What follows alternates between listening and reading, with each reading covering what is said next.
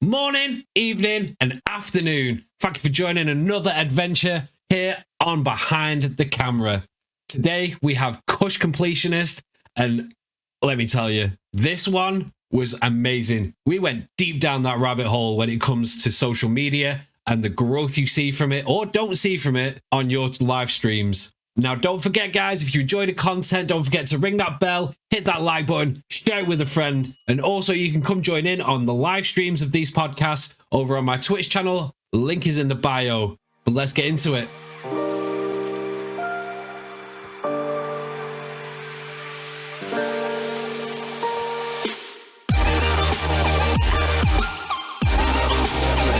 I would like you to give it up for the one, the only Kush Completionist. Welcome on, man. Welcome on.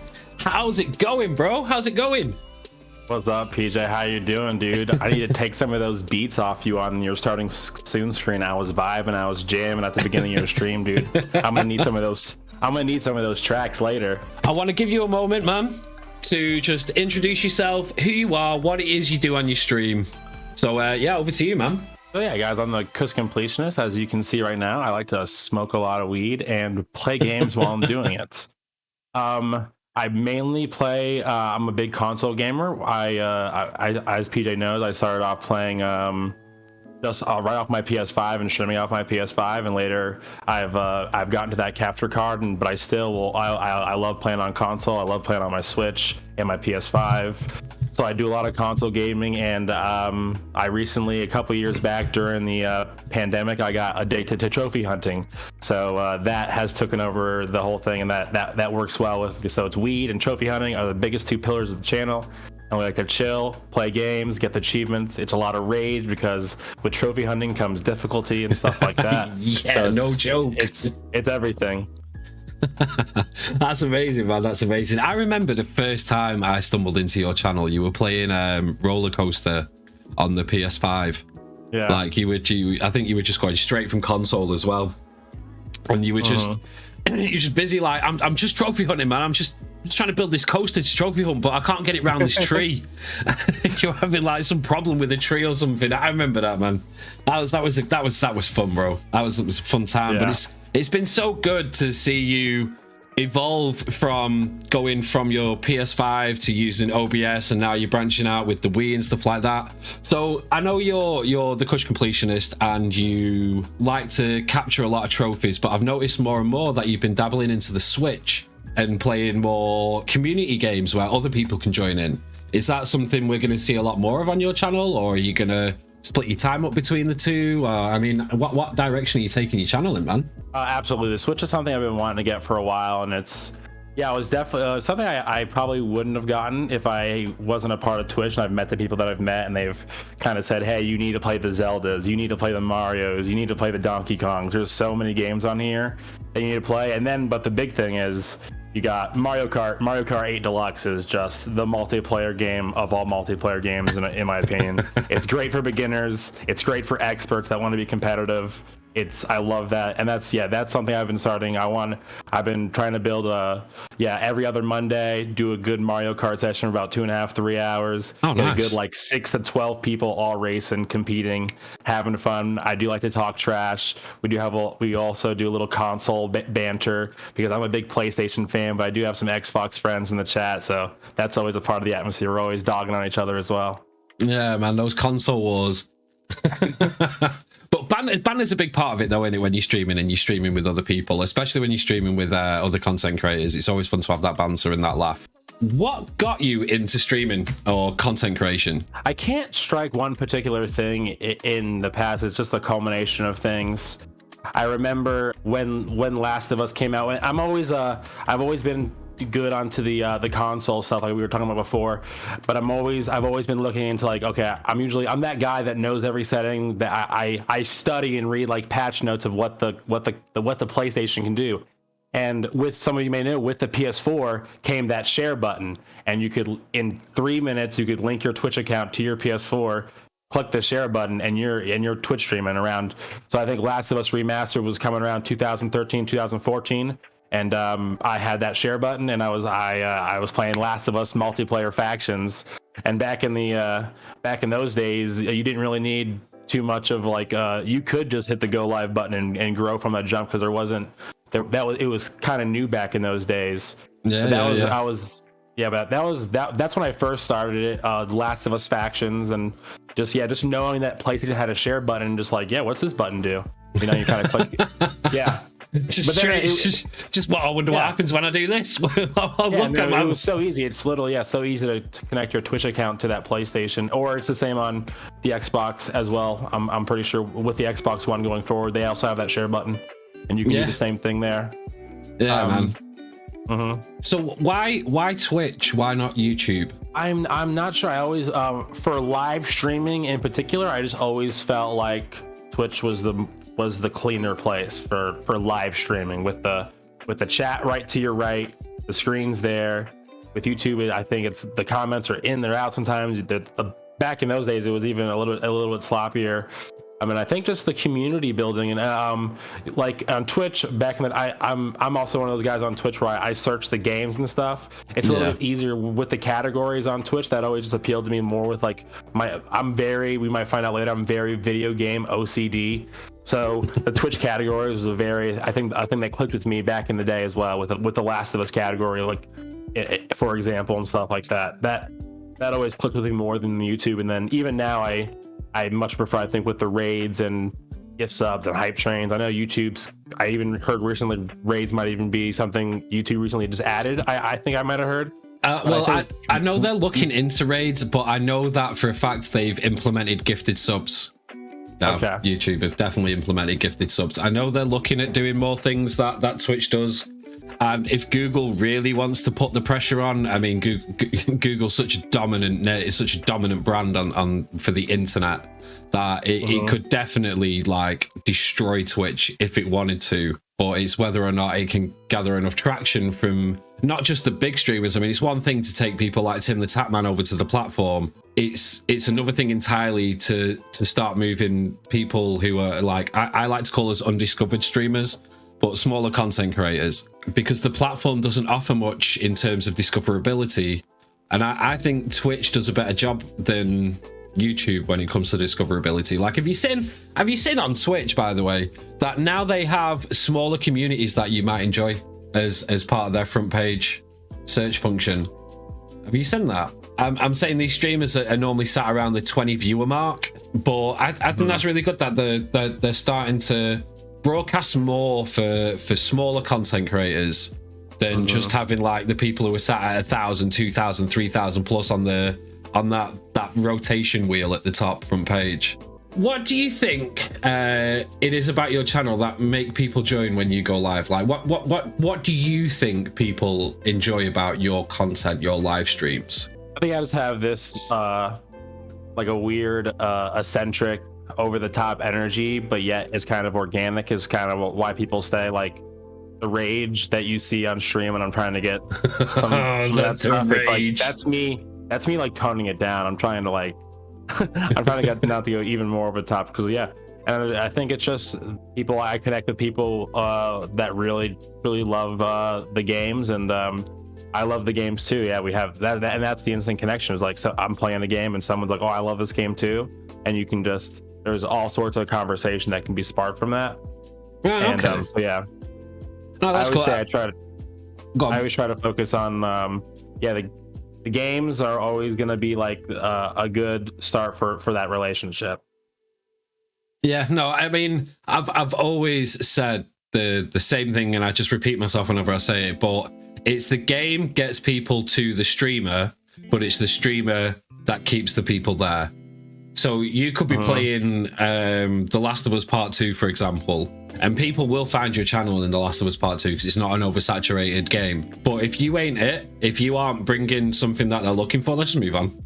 Like, it's do you know what I mean? So and when you're talking about those rage moments as well, man, I have seen some hilarious rage moments for you on clips and stuff like that. It's so funny, man. It's so funny. So what we're gonna do is we're gonna take a minute and we're just gonna shout out. Just gonna give a shout out to Kush. Weed hasn't hit me. I'm not high enough for this. I need to hit the weed. It'll start slowing down for me. I'll be fighting in slow motion. I'll be like, Neo, bro. Oh, that's a chill clip. That's a chill one. That's a chill clip. Yeah. With that clip, people always say, "Is like, how do you smoke weed and play video games?" I'm like, how do you guys not smoke weed and play video games? This is like, yeah. I take a puff, I'm getting a little buzz, and I'm in the zone. It's another level of immersion, I feel. But yeah. No, I feel you, man. I mean, back in my youth, in my late teens, early 20s, I was like you, man. I if I was going to sit and play a video game, I was blazing whilst I was playing that video game. But I ain't touched no 420 in a long time, man. If I tried touching it now, I'd probably whitey. I'd probably whitey right out of here. Do you know what I mean? Especially with some of the coming out with today. Like back in my day, man, it was all like AK-47 and White Widow and stuff like that. And then as I was coming to the end of my life with it, it was all this stuff called cheese was coming out, and I was like, the is cheese? What's this? And it was like the most potent stuff I've ever come across, and I was like, oh my god. But yeah, I can't imagine what it's like now, especially since it's all been like legalized over in America and stuff like that, man, like stateside. So and now there's testing, and you're competing to get that highest THC percentage. So yeah, it's great. It's great. It's a great thing. hitting one of Tommy Chong's finest. Yep. Moving on from that, then, I'd love to know how you prepare for a stream.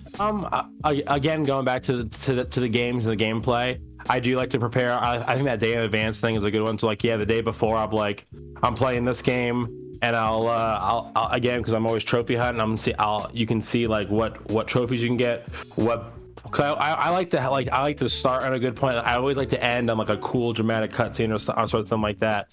So I'll see like how long does it take to beat this game. Might play a 20-hour game, a 30-hour game. How many streams it's going to be is something I like to prepare for. And just some there's always just some talking points. I'm always when you're a streamer, you always want to like talk about what's going on in your day. So maybe you're walking around, you're noting stuff that happens. You want to remember something funny that happened, something you saw on our stream maybe or something like that, and just make those mental notes and get prepared for that first like 5-minute, 10-minute just chatting section before you hop into that game, to relax and just don't worry about the game and chill back. That's kind of the zone I'm getting into right before I'm getting ready for that cool just chatting section. Yeah, man. Stuff like outside of streaming. To see how everybody's doing, everybody's coming in and stuff like that. But I that's something I would like to get better. I think as important is like more definitive like talking points or something. If you're playing a game, maybe like you can be like, oh, I played games like this. You can start some comparisons and stuff like that. Just there's some things you can go off. When you're a gaming nerd like me, there's always a lot of conversation you can talk about with gaming. Yeah, the gaming conversations could be endless. Like, what's your favorite Nintendo game and stuff like that. Like, do you know what I mean? The conversations could be endless. But I always try and take sometimes the spicier route. And I'm not gonna lie, man. I found out some hell of funny information yesterday from people with my stream title. How do you pick your games for a stream? So like you've lined it all up and you looked at your trophy list, or you're thinking you might just play some Mario Kart or something like that.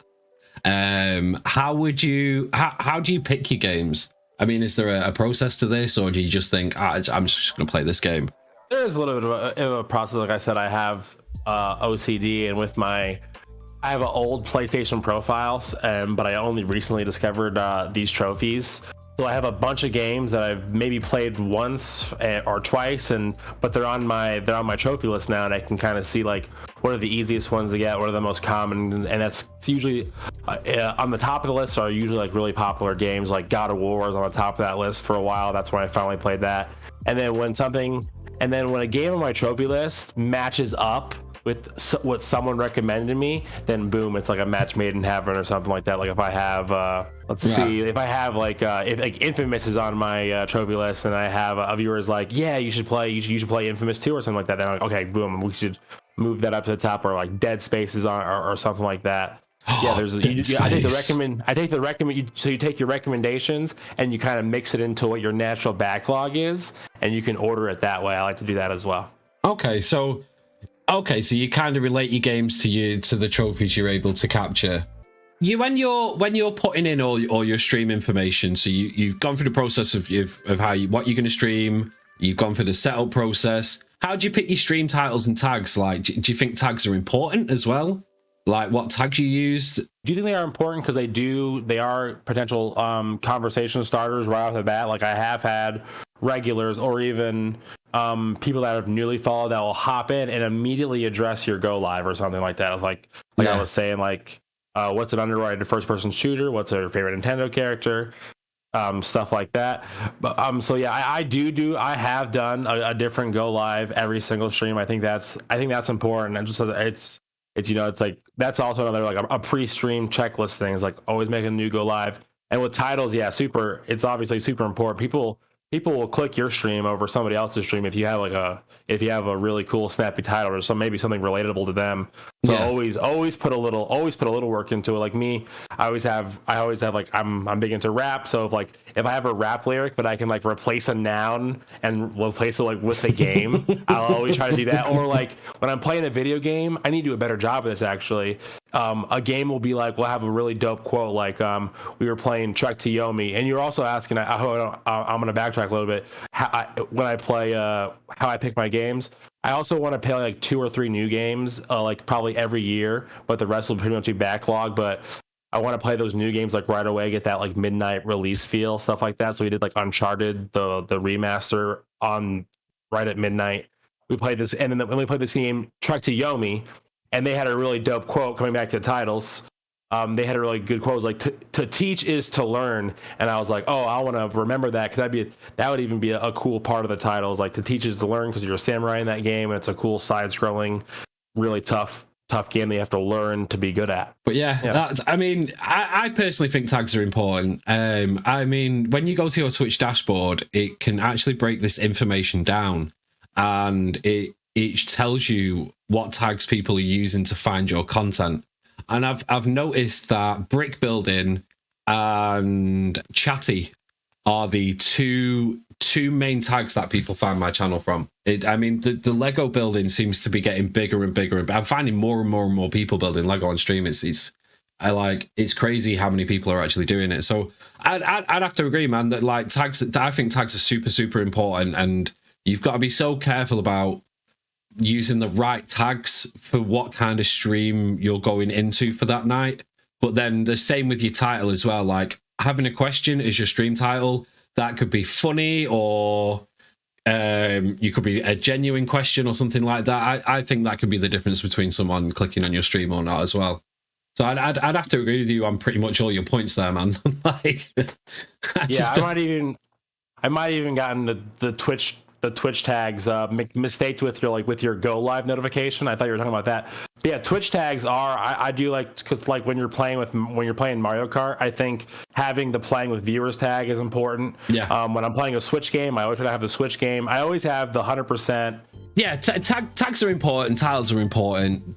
Producing some snappy title that grabs people's attention is definitely a way to go, because it does bring that interaction. Like my stream title yesterday, that became the whole subject of the entire stream. So I do think they're very important. I do think they're very, very important. But moving on from, go on. Because sometimes people, you were talking about before, people will complain about the Twitch discoverability and then not use its actual discoverability tools. And sorry to I answer your questions out of order. You're asking like my pre-stream setups. I know people monitor their streams in different ways. I'm a big creator dashboard guy, so I like to have my creator dashboard up, and then you have that edit your stream info where you can have your title, your go live, and your tags. Yeah, I definitely have that up, and I try to spend a good 10 to 15 minutes remembering the good title, putting the go live in, and then picking out your tags and all, and then picking the game as well. That's a definite I put a good 10-15 minutes into that before stream every time, to use those Twitch discoverability tools that you have, because you will find some people through it. Yeah, no, absolutely. There's people who have come across my stream from tags, and I definitely think it's a great way to utilize whatever. I mean, like you just said, everyone says the discoverability within Twitch is really poor, and this is why you have to make content outside of Twitch in order to be discovered for Twitch. But I've always looked at creating content outside of Twitch as I'm creating content for that platform. And if a byproduct of that is that people do come to my Twitch, then phenomenal. But if people don't, then I'm not going to start going, well, I'm not posting to that platform anymore. Do you know what I mean? I'm trying to create an audience, a community within each individual platform. So my Instagram, my Twitter, and so on and so forth. I mean, whilst yes, it would be lovely if everyone that followed me on these platforms would come to my live streams every time, that'd be amazing. But it's not what I'm choosing to look at. I'm choosing to look at the fact that I'm just growing that viewership on those platforms. So then, because people just seem to spin around and around and around with it, and like you said, man, they don't utilize, a lot of them don't utilize the tools that Twitch give you in order to make yourself more discoverable.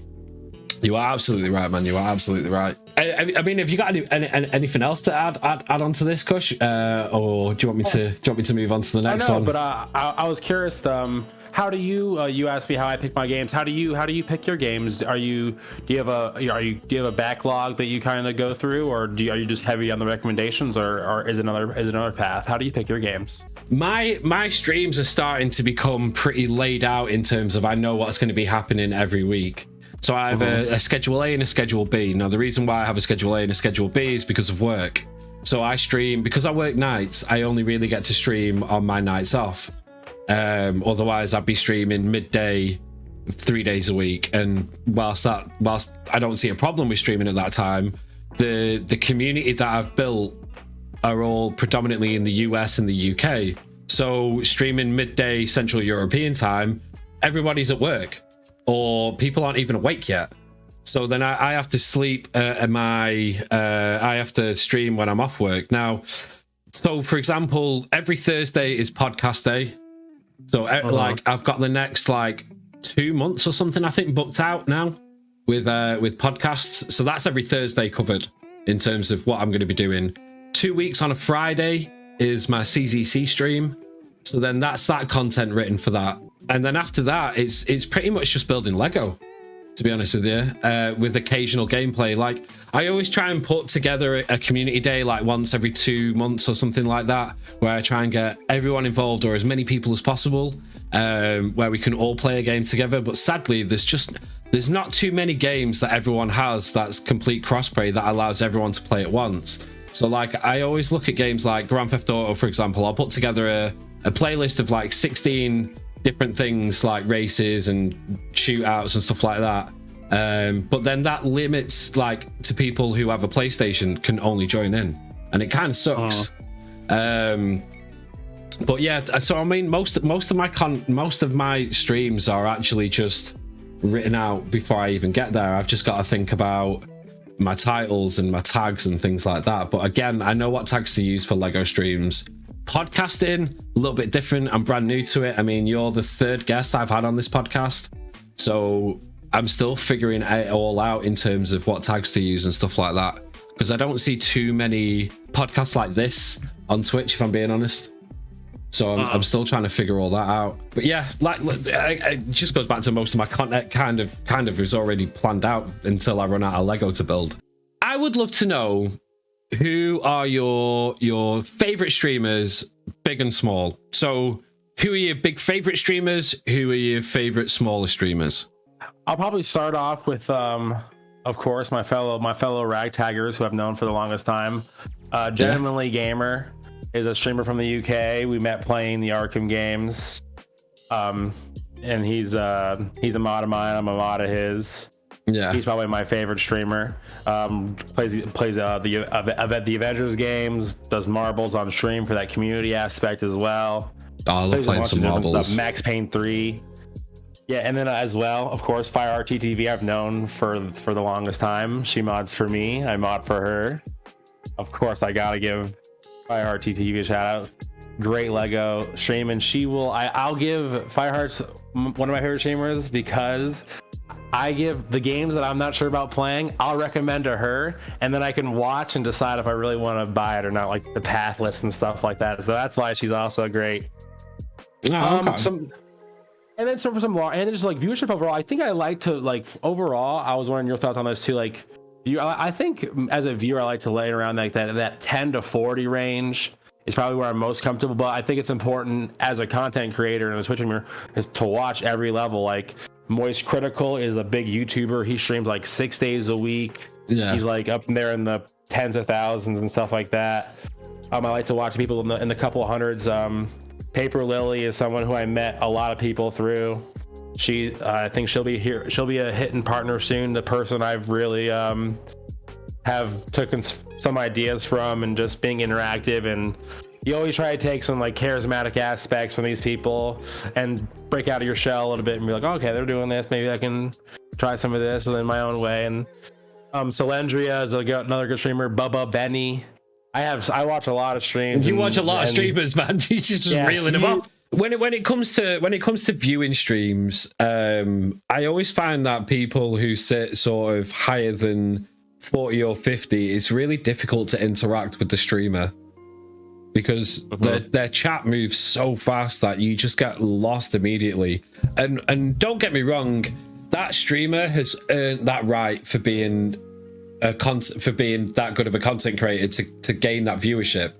And if I enjoy their content even without the interaction, then it doesn't disparage me from being in their streams, the fact that I can't talk. So what would be your biggest fear to happen when streaming? I think my biggest fear might even be like, what if you're playing a game and some partner's like, let's raid somebody small today. Boom, I'm gonna raid Kush Completionist, and they have like a few hundred, and you're like, you can't handle, you're in shock, you fail at that opportunity. I think that would be a much bigger fear. I don't know if that's my biggest fear. That might be one of them, dude, to have like an opportunity miss like that or something. If I did have some boost or something, and I was like, I fucked and I was like, oh, I don't know what to do here. I totally flopped and just went into shock.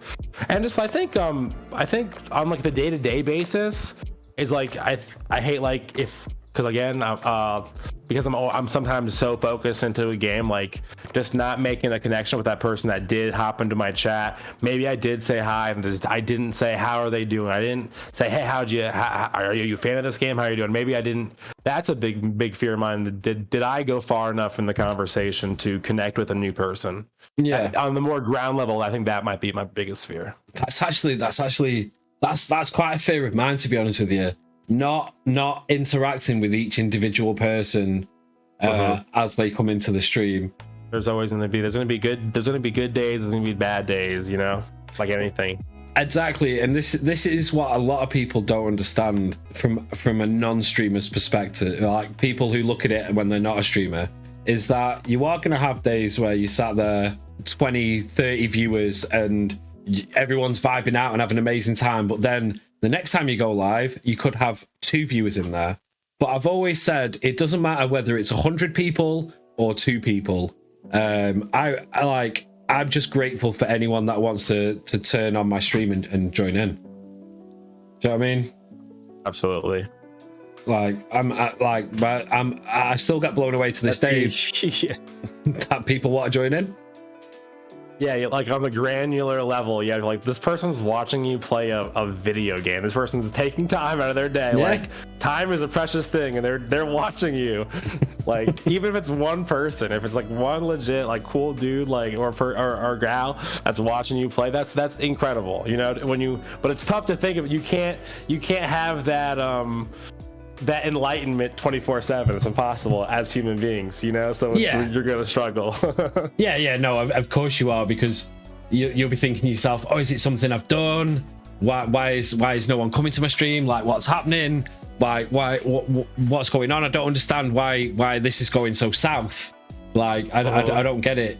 But then when you step away from the situation and you actually take a sit back and you go, well, hang on a minute, that one dude or girl or whatever pronoun they wish to go under has just sat with me for 3 hours watching me play a game, talking to me. It's quite a crazy thing. It is quite a crazy thing. Like the world of content creation is pretty nuts. It is pretty nuts. Have you ever had a dead chat? Like you've had like several lurkers but no one's talking. Has that ever happened to you? Yeah, it's happened to me, especially recently. With with some of the games I play, it's like maybe to get a little sidetracked here, but my variety is like sometimes my biggest strength, sometimes my biggest weakness. Like I do play a lot of different games, so I have to expect sometimes people are gonna not vibe with that game or not. But I'm still gonna want to do it, and I'm kind of sporadic. So if I want to play a game, I won't care about what like some games might perform better. I don't care about that. I'm gonna play the game that I want to play, and that's something that will affect in the dead chat. And yeah, even in the beginning.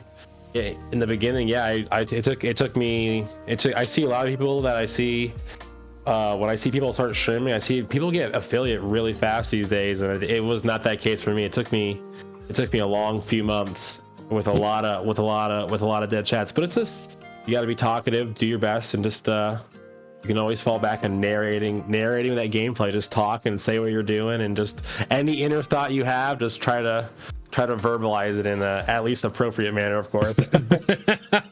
Yeah, definitely in an appropriate manner. I mean, that's solid advice, man. That is solid advice. My next question is how did you handle it, and what advice would you give to people who are just starting out streaming? But you've nailed it. Just try and talk, and like, because I got told, yeah, that if you're a big streamer, we'll take like Tim the Tapman's level of streamers, yeah, like 30,000 viewers. It's damn near impossible to keep up with the chat at that rate, yeah. How are you supposed to do it? Sometimes I struggle when I've got 5 people talking really fast. Never mind 30,000 people, and it's like the same sort of thing. So you've just got to get good at talking. Just imagine, like. Just talk. I don't know how to express this, man. You nailed it too well. Like, I don't know. I can't express it any other way. Anything makes a connection to the end. Like, even like I was playing Mario Kart. Even if I was playing Mario Kart and I was like, oh, you remember the scene with Ja Rule from Fast and the Furious? And then I would just break down what happened in that scene. Menage! Yes, I love that. I always say that, and I feel like nobody understands it, so I'm glad you get that reference. I'm so happy. Hell yeah, man. I love the Fast and the Furious because it's all about family. Yeah. But yeah, if you see, yeah, you could, that's how, yeah, you could always like talk about your day, of course. You can always do it, but yeah, just narrate gameplay when you're playing. So sometimes even if you're playing like a really strategical, like even a game that is like, I play this Mario versus Rabbids game. It's not too popular on the Switch. It's more of like in any type. It's one of the few Switch games you can get that's like a longer game for like under $20. So I got that. It's pretty much, I don't know if you've ever played XCOM, but it's a turn-based strategy game. I know of XCOM, yeah.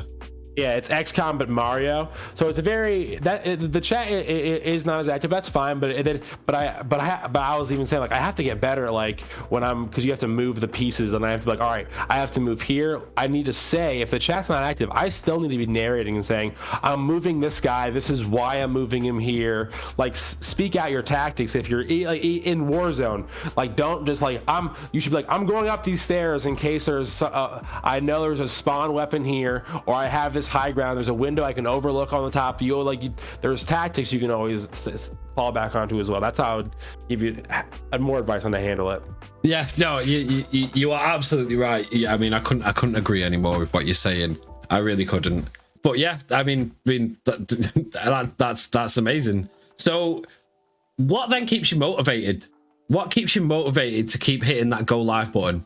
Oh, dude, I love the games, bro. It's like it's always gonna come back to like I don't know, like ever since that PS3. I've always been in love with games. I've always had like that PlayStation 1, PlayStation 2, PlayStation 3, but like just recently, and especially in like the content creation era of the YouTube era, I'm always watching game videos. Like I love the game, so when I'm always motivated to play a new game. I always want to play a new game or keep going for some more achievements or trophies and stuff like that. So it's always easy. It's like, again, it's always top of the games. And then thankfully I've built it up to where at least I know when I stream I'm gonna say hi to at least somebody. So if I've had a lonely day, had a bad day, you're gonna be able to stream and have some interaction with somebody to get your mind get your mind off some shit. Yeah, man. Oh, that's it's unreal, like how much it can affect you and elevate your mood with streaming because of when people turn up and you start chatting and stuff like that. It is unbelievable. Because I've always been in a situation, because I live out in Denmark, I've left all my friends and family behind me. The only sort of friends I have out here are my colleagues at work. But I mean, it's not like I call them up and I'm like, do you want to go do something? Do you know what I mean? So I'm quite isolated out here in terms of friendship. So content creation has helped me meet so many amazing people that it becomes my, like, I'm meeting up with all my friends down the pub. Do you know what I'm saying? Like we're all meeting up, and for sure. It's kept me mentally sane. Like, I know a lot of people talk about mental health and how it's taken a huge sort of chunk out of their mental health, content creation. They've got burnout and things like that, but it's the total opposite for me. Like, I love hitting that go live button and chatting with everybody and talking about how their day's going and what they've been up to, and then finding like some kind of crazy subject to talk about. I mean, the one subject that I know people will lose their shit over is pineapple and pizza.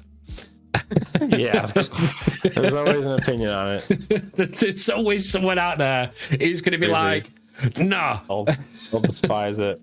Yeah, exactly. But yeah, I mean, it's just, that's what keeps me motivated is trying to find new ways to innovate and interact with you guys and talk with you guys, and like just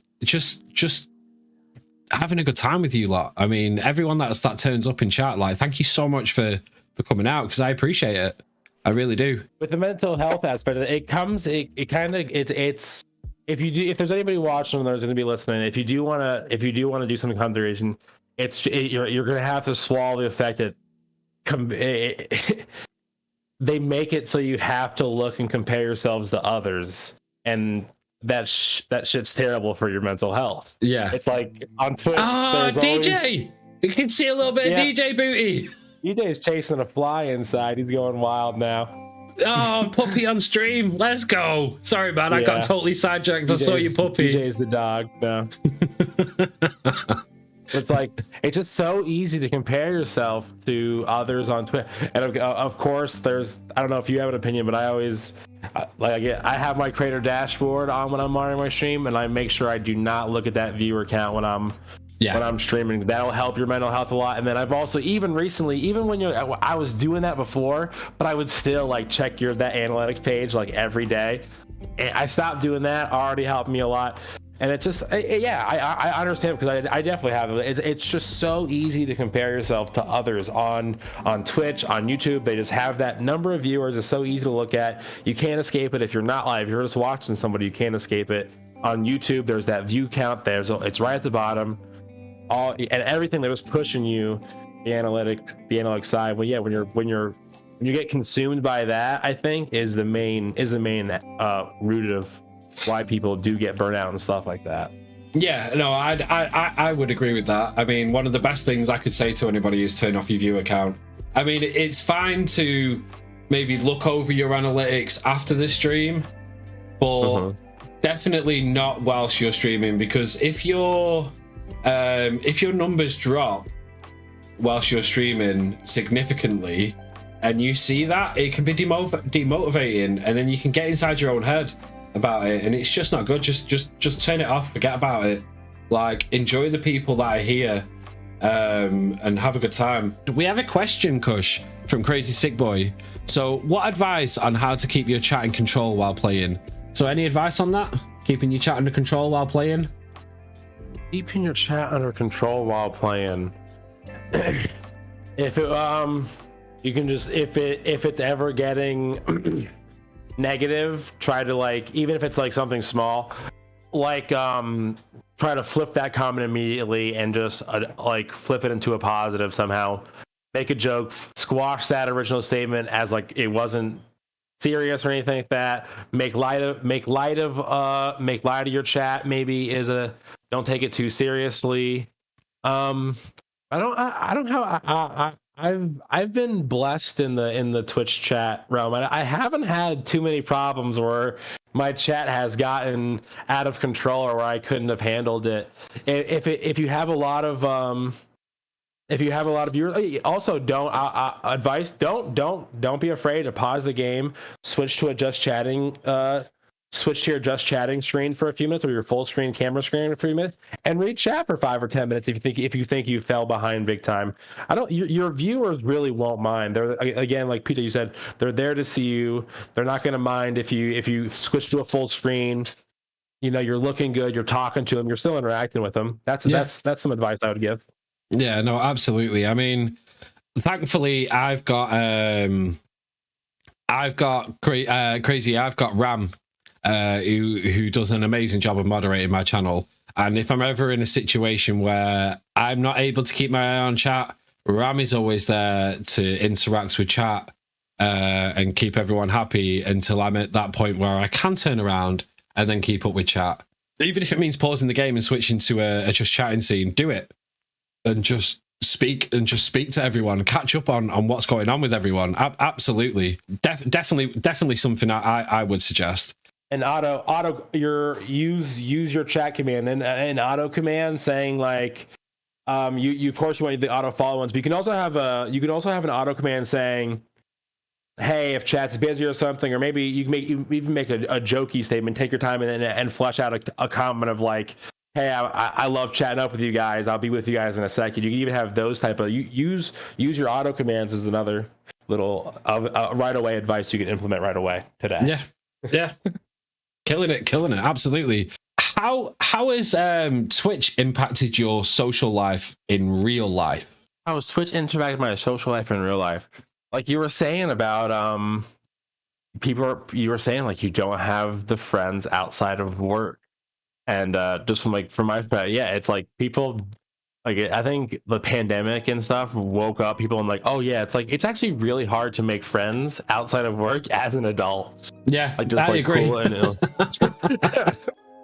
you just become you look so, but it looks so awkward though, doesn't it? I mean, how do you become friends with someone without being put in that same environment as them? I mean, if your hobby outside of work is content creation, then you are in a room on your own talking with everybody that wants to come into your stream. So there's no interaction like as in human to human, like you stood next to each other.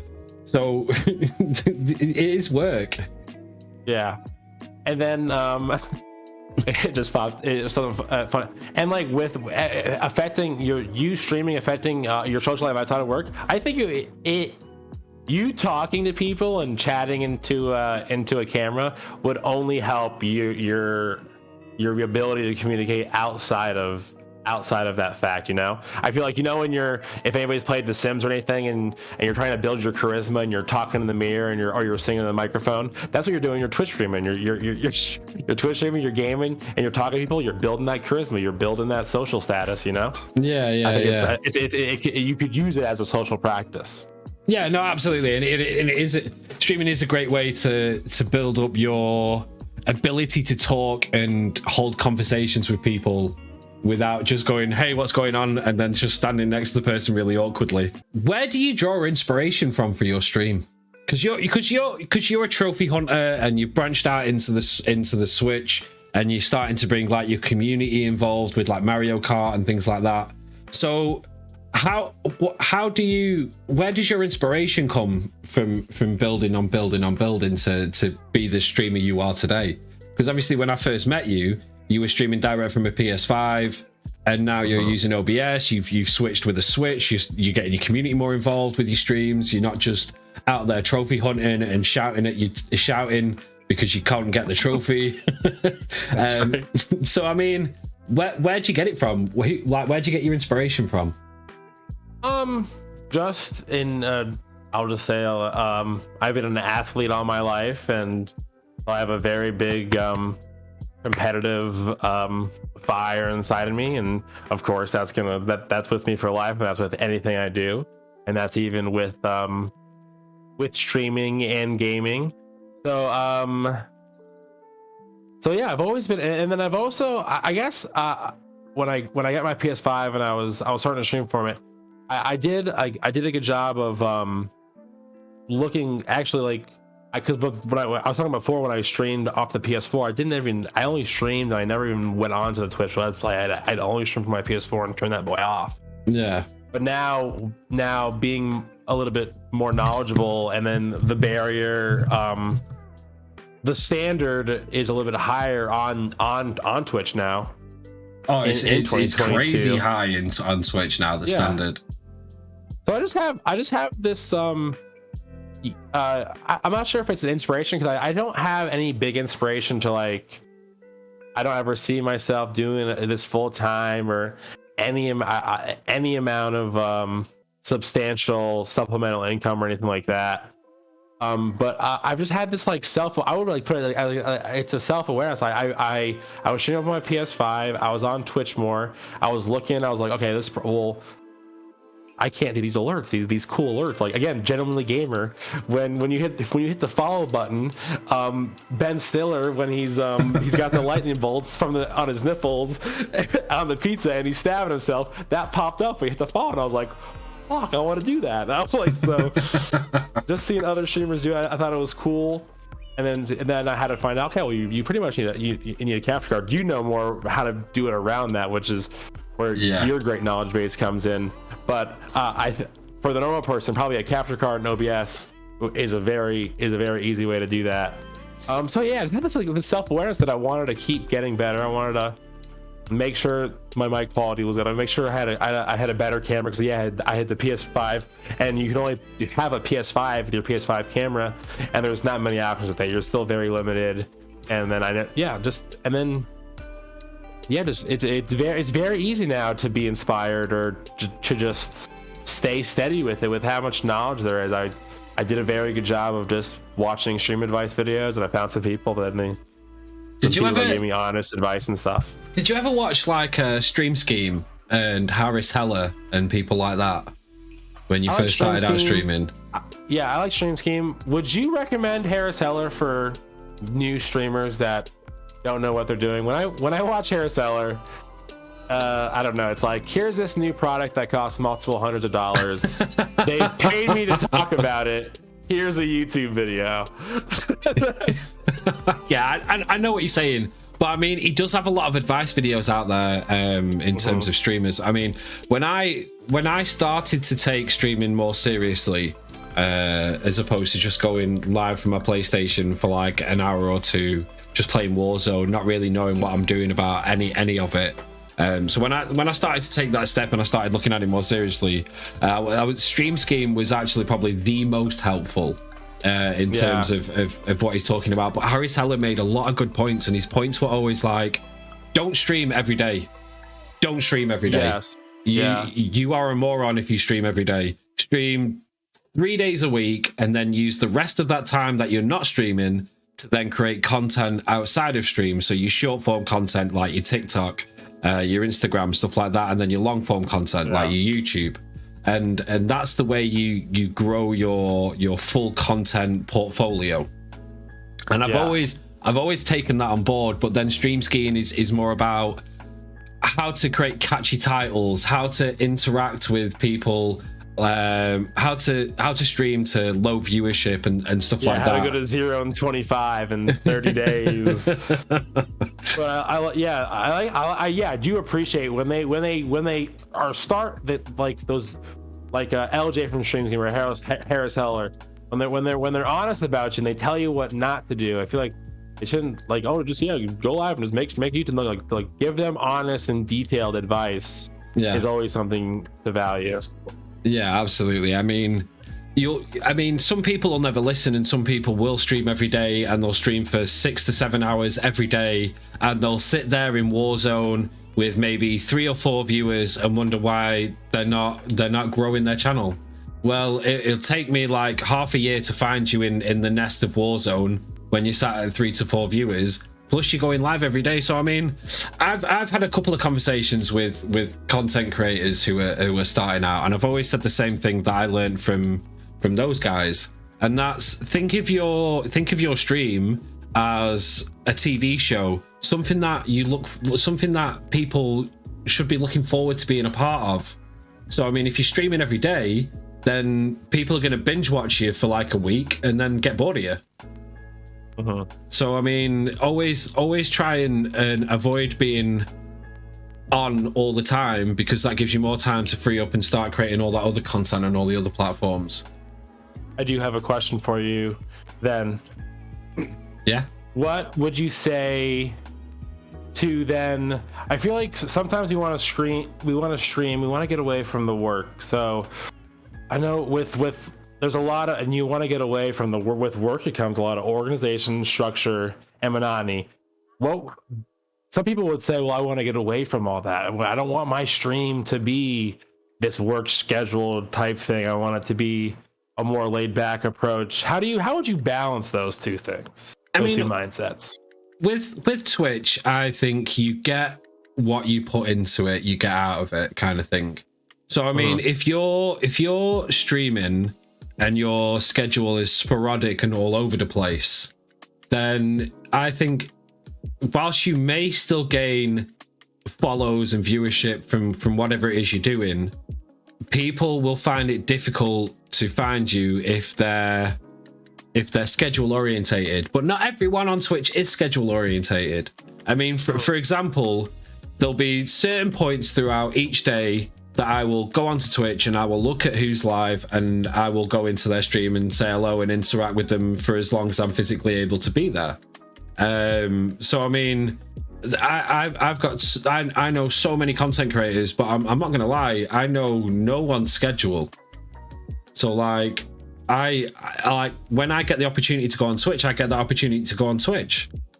So I mean, yes. Even if you are sporadic, it doesn't necessarily mean that people aren't ever going to come to your channel. People aren't ever going to find you. Even from a subconscious aspect, human beings are creatures of habit.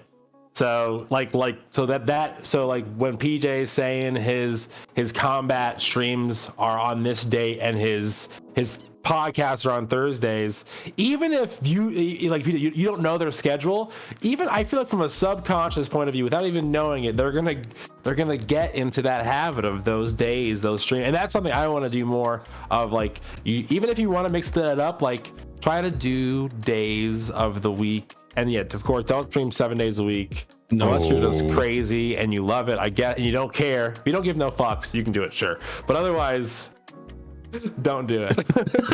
But yeah,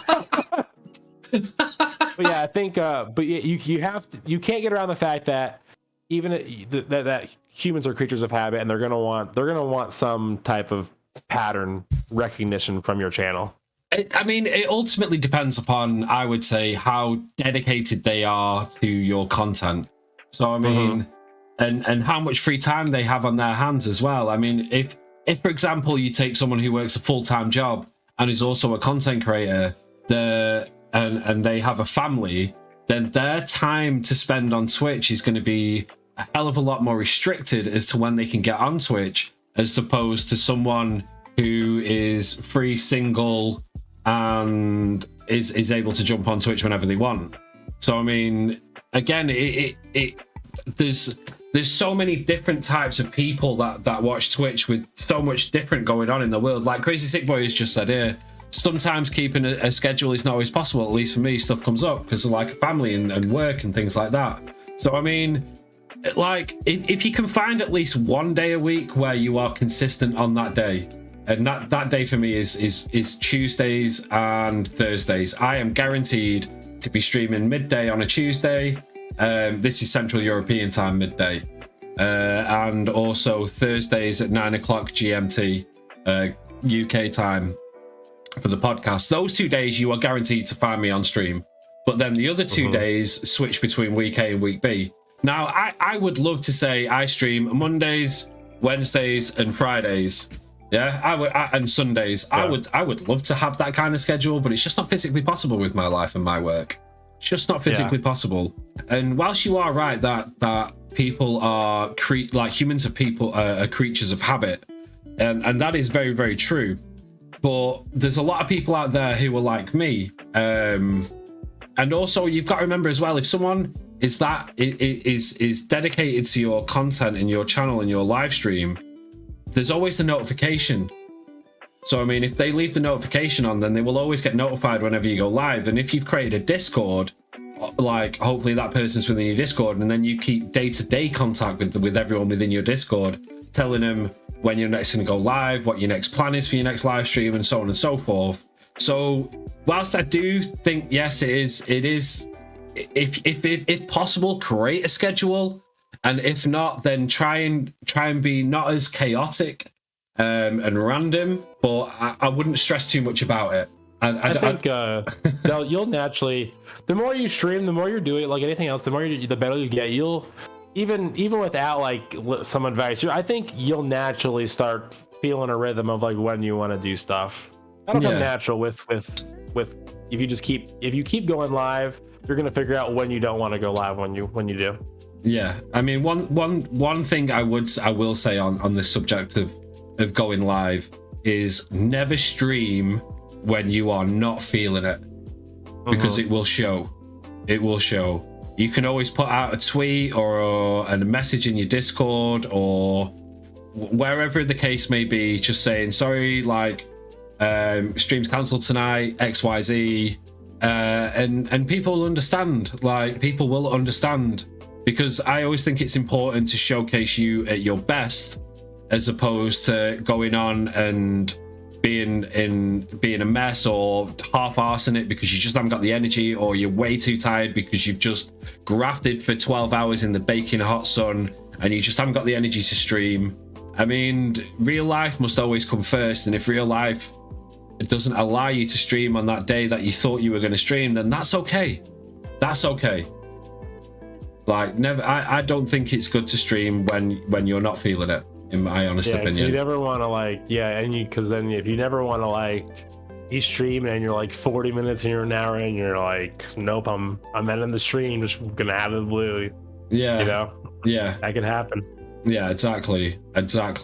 If you had the opportunity to go full time as a content creator, would you do it, or do you have another passion that you wish to pursue and make that your life? So, like, for example, drumming. I would love to go drumming full time as a career, whether it be a session drummer or a drummer in a band, whatever the case may be. I would love to, because I'm a musician before anything else, and I'd love to take this full time. But that's never going to happen. But I can bring that to stream, and then, do you know what I'm saying? But what about you, man? Would you ever want to go would you love to go full-time content, or is there another passion you have that we don't know about? If I could definitely, if it would be about me, like based around me playing games, and then of course there's going to be gaming and streaming are two different things. Gaming and content are two different things. So there would be I would understand that there would be a lot of work to do with the full-time. It wouldn't just be me be sitting back, smoking weed, playing Batman. There'd be a lot of editing, thumbnails, presentation, a lot of work it would be doing. So it's not just, I can't think of it as that, but I still would want to do it. I still would, if it granted me to live a similar lifestyle to what I live now, I would put in the work to do it for sure. In a perfect world, I would just one day I could just be like, there's a passion. Yeah, this video game thing is definitely a huge passion of mine, and then like swim coaching. But neither of those things by itself could again sustain the lifestyle I have to live. So that's why we have to do our 9 to 5 that jobs. We don't adore sometimes. Yeah, no, exactly. I mean, I would love to go full time with content creation. I mean, I feel like I already am full time with content creation, even though I'm not. Yeah. I mean, I stream 3 days a week. When I'm not streaming, I'm filming TikToks and I'm creating YouTube videos and stuff like that, and editing and yeah, I feel like I am a full time content creator, even though I have a full time job. Not alone just like spending time with other people, just hanging out with your friends on Twitch and stuff. Yeah. Exactly. I mean, little did I know when I started streaming that streaming would become what it is. I mean, I love it. I love everything about it, but I had no idea that, because when you first start streaming and you look at the bigger streamers, your Nick Merckx, your Cloaksy, your Tim the Tatman, those kind of streamers, you just see people sat there playing video games together, having a laugh, and you just don't think that when you step into that role that this is what it becomes. It becomes 3 days a week here. You're in everyone's stream as much as you can be. You're spending time creating TikToks and YouTube and Instagram, and you're tweeting all the time, and then you've got a Discord and you're always chatting in the Discord. You don't realize the whole package of content creation when you first step into it. And I think it can overwhelm people a little bit. I really do think it can overwhelm people a little bit when they start realizing everything that's involved in content creation in order to try and be somewhat successful in it, shall we say. Yeah. It's sometimes it's like, yeah, I see people grinding with like these community management. There's no clocking out when you have like, for some of these people that are like pushing for these partners and stuff like that. There's no clocking out of your community. That's a 24/7 job to manage that. People, they want to talk to you, they want to know what you're doing, and you know but it's still it's of course it's like you see these people but of course like streaming video games is probably better than most jobs out there, but of course you have to remember, like, nothing really good comes easy. It's still, at the end of the day, it's going to be hard work. At the end of the day, you need to realize you're doing something cool, but it's going to be work and commitment, like anything good. Nothing's gonna just be at it. You're just not going to just sit back and just get success at anything. That's it. That's exactly it about your Discord. And that's, you run it with Heroic Jewel, not Heroic Jewel. Heroic Jewel's going now. You run it with Fireheart and Gentleman Gamer, don't you? Mm-hmm. Yes. So how? Because me and Rob Meister General run our Discord, and we do that together. But I've never seen a Discord have 3 owners before, and I'm just curious, how did that even come about? It just came about. It was originally going to be a larger team. It was made by a mod that was a common viewer of all of us, but then it needed the other 2. They now only stream a few times a week. They still do it only as hobbies. But then we knew with Gentleman Gamer and Fire TTV, we knew we'd be consistent. We knew we'd be there. We were already all modding for each other. I think at that point we were pretty good friends, and so yeah, we just we joined that up because it's always like, I think we'll get into this later with some of the external social media, because you can count Discord as an external social media. But it's like, I think it's tough if, like, I think it's one of the main thing you tell every streamer, but I don't know if every streamer should have their own Discord. That's a lot of fucking Discords. I don't know how to get around that. Like, I think you do need to start. So that's why I like it. I like to combine it. I like to, with people that have the same vibe as me, and then I have so many common friends from their community. Of course, each person has their own regulars and stuff. Yeah. But it's just good to get that community interaction. I mean, you are right in terms of not everybody should have a Discord, but I think having a Discord, in my opinion, though, is essential to being a streamer. It absolutely is, because it's a way of keeping in contact with your community on a daily basis, and talking with them on a daily basis, and just meeting up and playing games with people outside of the stream and stuff like that. So I mean, it's kind of one of them. You know what I'm saying? Like, because if you ever go into anyone's stream, I guarantee you that they will turn around and say, "Oh, come join the Discord." And yes. I'm in that many Discords that I've had to start saying to people when they're like, "Oh, come join us in the Discord." I literally say to people now, like, I can join your Discord, but I'm going to be honest with you, I am not going to be able to chat much in there because I have my own. How many Discords are you in, you think? Oh God, 50. I'm in about 50 Discords. I can't do more than with my desktop, my laptop. I don't like to scroll up and down on the very left side of Discord with all the Discord screens. Yeah. I like to keep it at like 11. So 11. If I ever leave your Discord, anybody watching, it's because you didn't fit that 11 in there. And then it's like, I don't know.